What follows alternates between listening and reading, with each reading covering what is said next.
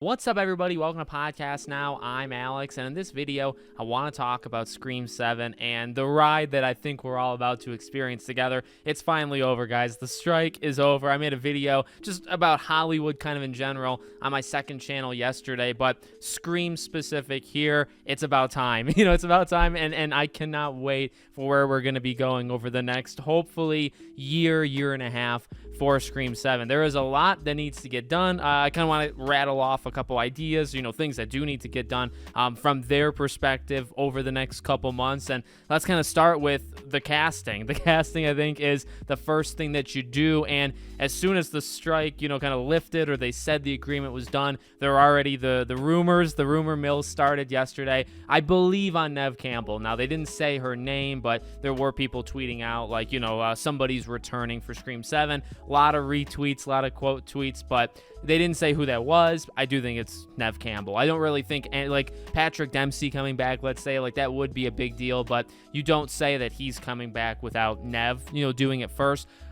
Or I guess, one thing you do, of course, have to do as well is you have to nail down the core four. You got to figure out the Jenna Ortega schedule, which, once again, the strike started to lift yesterday. You had Deadline reporting these, 15 film projects they're going to do.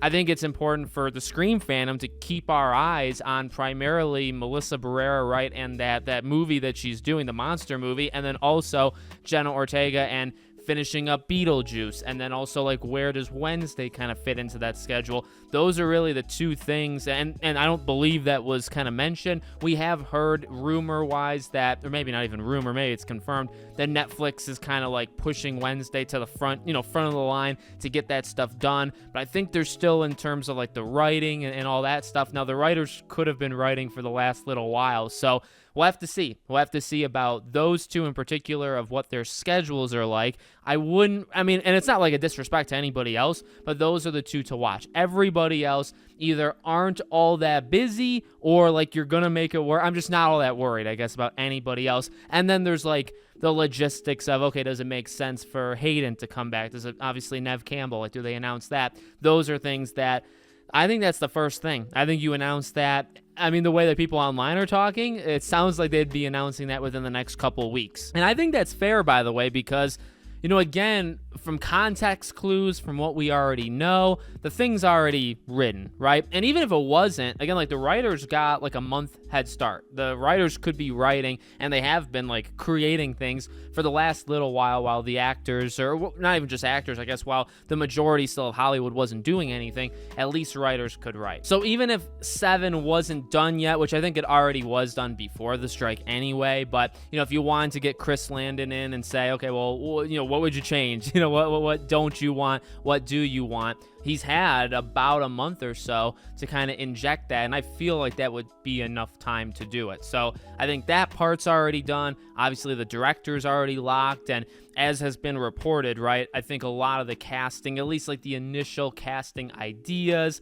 casting plan, that was probably already done / in the works when the strike, kind of started. So you pick that up literally right now, and I do think it's realistic to think that by the end of November, by the end of this month, I think you could probably get the casting of it. Now, with the casting of it, you might also then jump to the next part, which would be, okay, this is when you give the dates and the location, when do they start filming? And I think that obviously depends on the schedules. It was reported, obviously, the dates have kind of jumped around. I've called it kind of out, as it's popped up, but January / February was kind of in discussion at one time. I don't know, because it didn't go on as long as I think some people thought it would. I think some people thought it would be into December, but it also didn't end.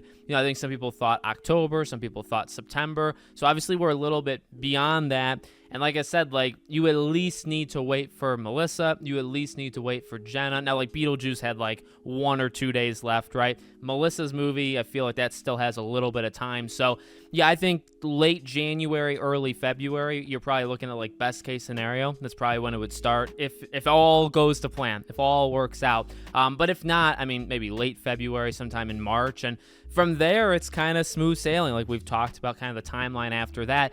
I think, if you start it in that January through March range, I do think you could probably squeeze it out in 2024 if you really want. If you want it to come out in December, which I think would then be the goal, right?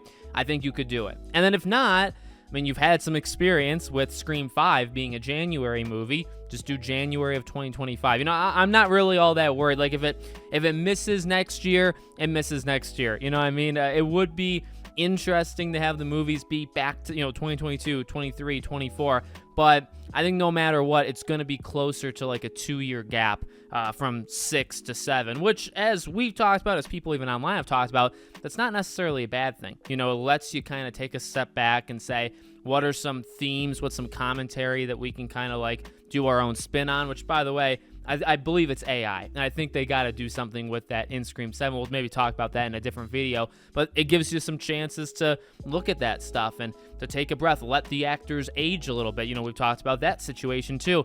If you're jumping to them out of college, well, if it's only been like a year and a half in movie time, or, fictional, their lore time, well, why would they be out of college? They just started, so 1.5 years, do they drop out? Do they have jobs, right? Like, it doesn't hurt. It doesn't hurt to have them age a little bit and to kind of grow up a little so that you can evolve the story. But we're finally there. I do think we're within, a month or so of getting some pretty gigantic news in terms of the casting. And then from there, I think you would, like I said, announce like the filming schedule, announce where it's at, and then we've done this before and it was a blast, and we're going to do it again, and that's also going to be a blast. So let me know what you guys think in the comments. Make sure, as always, you're subscribed to the channel. We're back with Scream content, and obviously as soon as news drops, I'll be doing it. We no longer have to just talk about a fictional game, which probably at this point is fake news and is not actually going to happen. Now we have the movie to talk about. So thank you for watching. I really do appreciate it. I hope to see you all on the next one.